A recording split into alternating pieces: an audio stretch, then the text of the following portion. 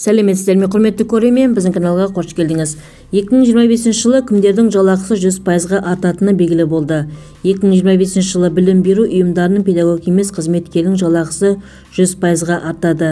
Бұл жайында оқу ағарту министрлігі мәлім етті деп хабарлайды Айқын.кз информ.кз-ге сілтеме жасап.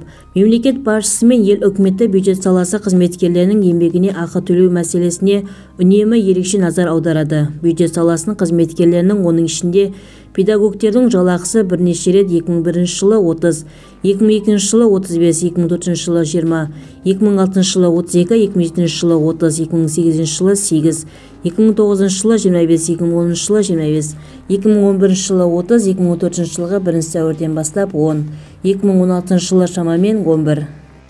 2019 жылы шамамен 50%-ға көтерілді. Мемлекет басшысының 2019 жылғы 2 қыркүйектегі Қазақстан халқына жолдауындағы тапсырмаға сәйкес 2020-2023 жылдары кезеңінде педагогтердің жалақысы 2 есеге, 2020 жылы 25, 2019 жылғы базаға қарағанда 2021 жылы 50, 2022 жылы 75 және 2023 жылы 100%-ға артты.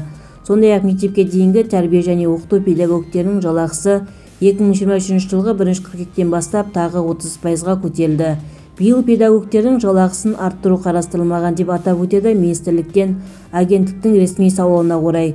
Ведомствоның мәліметінше мемлекет басшысының 2021 жылғы 1 қыркүйектегі Қазақстан халқына жолдауындағы тапсырмасын орындау үшін білім беру ұйымдарында қызмет атқаратын педагог емес қызметкерлердің әкімшілік және қосалқы персонал қызметкерлерінің жалақысы 2022 жылы 2025 жылдар кезеңінде орта есеппен 20%-ға көтеріліп жатыр. Мәселен, олардың жалақысы 2022 жылы 23, ал өткен жылы 45%-ға ұлғайды. Осылайша білім беру ұйымдарының әкімшілік және қосалқы персонал қызметкерлерінің жалақысы 2024 жылы 71%-ға өсті. Аталған санаттағы қызметкерлердің жалақысын 2025 жылы 100%-ға арттыру жоспарланған деді министрліктен. Толығырақ төмендегі сайтымыздан көре аласыздар. Егер де біздің видео ұнаса, подписаться және бір ғана лайк түймесін басып кетулеріңізді сұраймыз.